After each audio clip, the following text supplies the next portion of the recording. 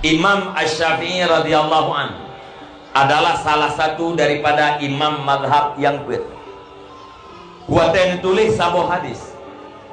Bunyi hadis, "Lau sarakat Fatimah bintu Muhammad la qata'tu yadaha."